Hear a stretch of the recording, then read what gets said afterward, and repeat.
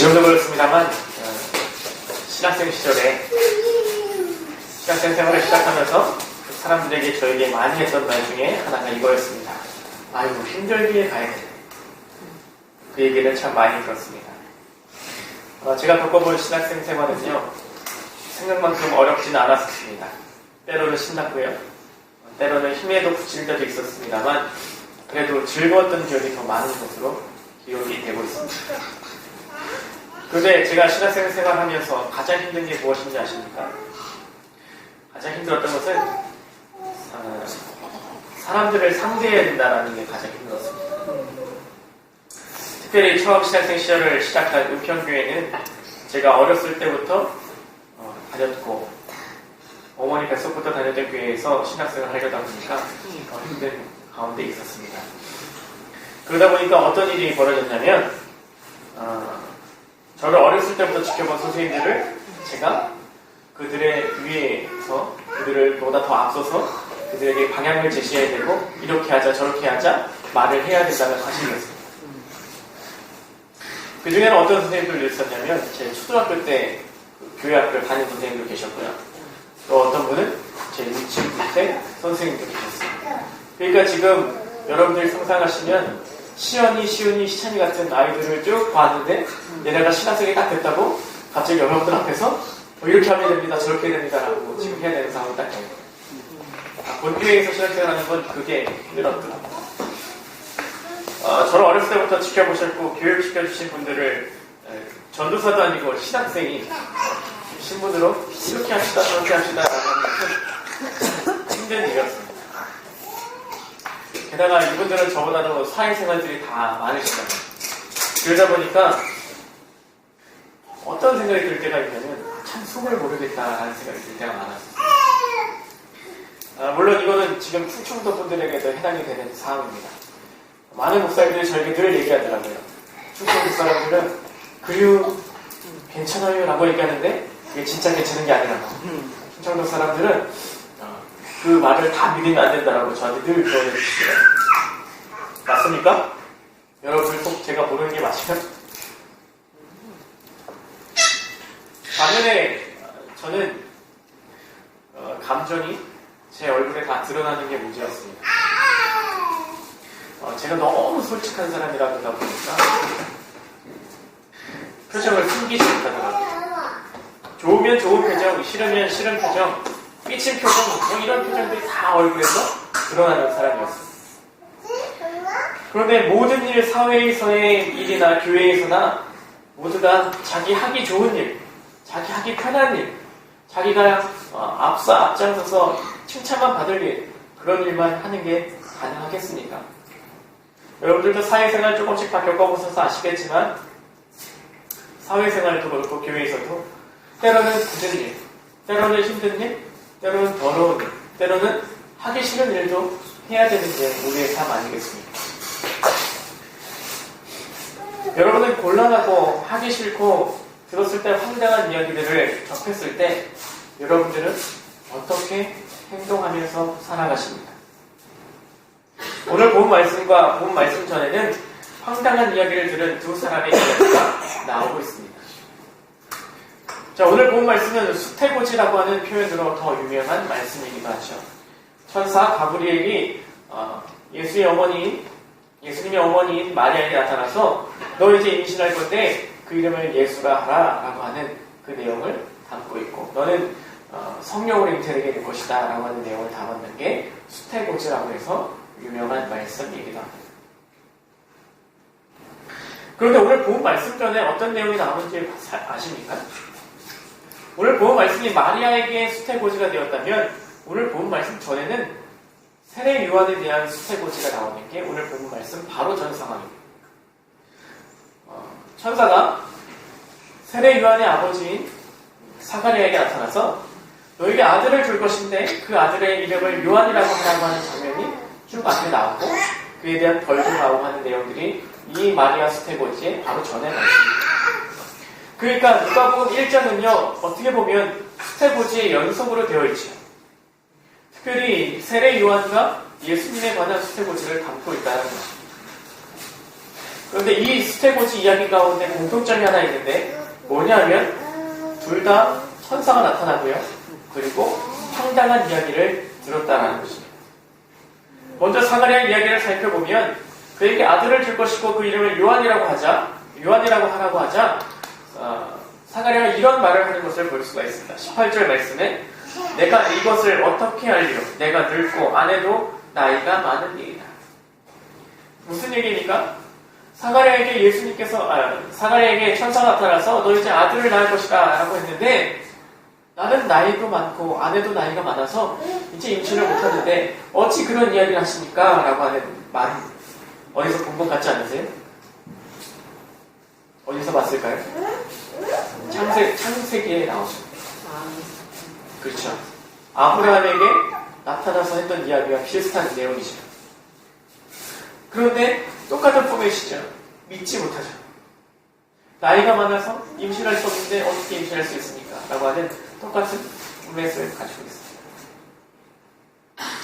자, 마찬가지로 만약에 천사가 나타나서 예수님을 갖게 될 것이다 라고 하자 마리아도 그것을 믿지 못하죠. 그리고 나는 남자를 모른다 라고 하는 표현을 쓰면서 나는 어떻게 그런 일이 벌어질 수 있습니까? 라고 하는 반문을 다시 하게 됩니다. 근데 이 두 사람 사이에 공통점이 이런 것이라면 미묘한 차이가 하나 있습니다. 자, 사가랴는 자녀를 원했을까요? 안 원했을까요? 사가랴는 원했을까요? 안 했을까요? 내심 원했겠죠.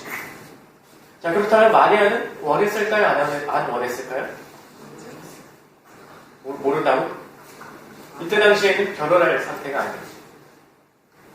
그러니까 오늘날로 치면 미혼모가 될 수 있는 상황이죠. 자, 그런데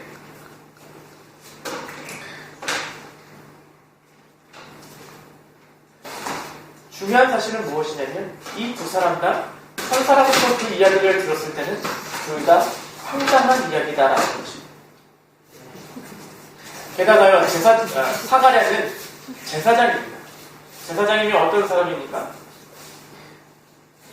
제사를 주관하는 그런 사람 아닙니까? 더더욱 하나님과 가깝게 지내는 사람이 바로 제사장 아니겠어요? 그런데 사가랴에게 나타난 그 천사의 이야기를 믿지 못하는 이야기로 쓰여져 있습니다.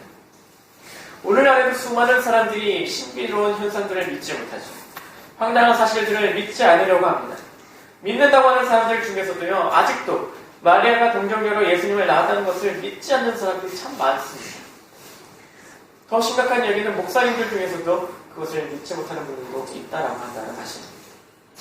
그러한 현실을 살아가고 있는 오늘 가운데 수많은 사람들이 늘 이야기합니다. 과학처럼 원인과 결과가 완벽해야 되는데 그것이 안 되니까 성경의 이야기들을 다 믿을 수가 없다라고 하는 그런 논리를 펼치고 있습니다. 자, 그렇다면 우리가 만약 기도하는데 그 자리에 가브리엘이 나타나서 우리의 기도를 들어준다라고 하면 정작 우리는 어떤 반응을 보이게 될까요? 여러분들이 막 기도를 하는데 천사가 나타나서 내가 너 기도 다 들어줄게 라고 하면 여러분들 어떠실 것 같으세요? 좋아요. 기분 좋지 않으시겠어요? 그런데 그 방법이 우리가 원하는 방법이 아니라 때로는 우리가 당혹하게 될 만큼의 황당한 그런 내용으로 그 기도의 내용을 들어준다고 하면 여러분들의 반응은 어떠하실 것 같아요? 사가랴는 가브리엘 천사의 말을 그대로 받아들이지 못했어요. 자기 현실과 그 이루어진다는 방법이 달랐기 때문에 사가랴는 그것을 믿지 못하게 되었습니다. 그리고 징계를 받게 되고 한동안 벙어리의 삶을 살게 되죠. 자, 우리는 사가랴와 마리아와 같은 상황이라면 어떻게 할 수 있을까요? 또 어떻게 행동하실까요? 오늘 본 말씀을 묵상하다가 느끼게 되는 것이 있었습니다. 바로 하나님은 인격적인 분이라는 사실을 느끼게 되었습니다. 하나님 입장에서는 보면요, 사실 이 이야기들을 굳이 마리아와 사가랴에게 이야기하지 않고요, 그냥 막 진행해도 상관이 없어요. 하나님이 주권자시고 그 자체로 능력이 있으신 분이기 때문에 그냥 주관하시고 쭉 나가셔도 우리는 뭐라 할 수 없이 그냥 받아들일 수밖에 없는 존재들입니다. 그런데 하나님은요, 그렇게 하지 않으셨다는 사실입니다. 천사를 보내고요, 그들에게 친절히 알려주었습니다. 그리고 설득하듯이 계속해서 말씀하시죠. 알아듣지 못하는 마리아를 계속해서 설명하고 설득하듯 계속해서 말을 하고 있다는 것입니다. 사가랴에게도 마찬가지였어요. 그러니까 알아듣지 못하고 이해하지 못하는 벌을 내리시면서까지 그에게 하나님의 주권을 알려주고 있다는 사실입니다. 이러한 모습 통해서 우리가 알 수 있는 것은 우리에게 주님은 도기를 요구하고 계시다는 사실입니다. 혼자서 막 달리시는 것처럼 막 진행하시는 분이 아니라 우리와 함께하고 함께 호흡하듯이 나아가기를 원하시는 분이 바로 주님이라는 사실을 알 수 있다는 것입니다. 오늘날에도 마찬가지로 하나님은 우리에게 함께하고자 한다는 것을 알려주고 계십니다. 계속해서 우리의 동의가 있기를 원하고 계시다는 것입니다. 함께 가고자 하심을 알려주고자 하고 계시다는 것입니다. 그런데 우리가 그것들을 모른 채 합니다. 우리가 그 주님을 자꾸만 모른 채 하고 부인하는 것.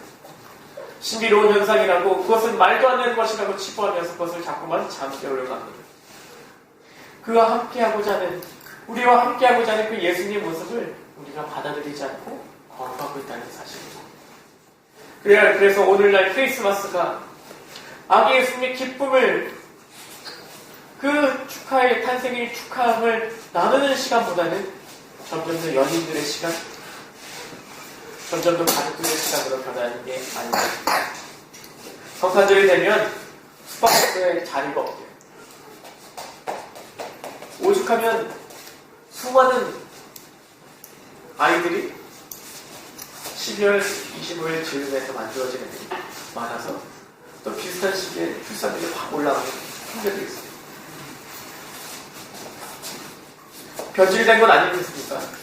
크리스마스는 아기 예수님의 탄생을 온전히 축하해야 되는 그런 날인데 어떻게 자기들끼리 즐거운 시간들을 보내는 날로 착각하고 있는 사람들이 참 많은 시대를 살아간다는 것입니다.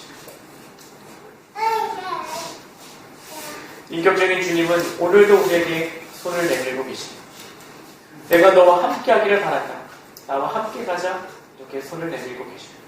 근데 여러분, 그 손을 우리가 거부하고 있지 않습니다.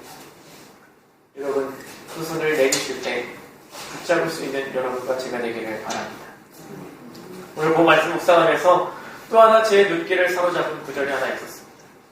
37절과 38절이었죠. 대저 하나님의 모든 말씀은 능하지 못하심이 없느니라. 마리아가 이르되 주의 여종이오니 말씀대로 내게 이루어지이다네 천사가 떠나간다. 하나님의 손 내미심에 결국 마리아는 그 손을 잡은 것으로 되어 있습니다.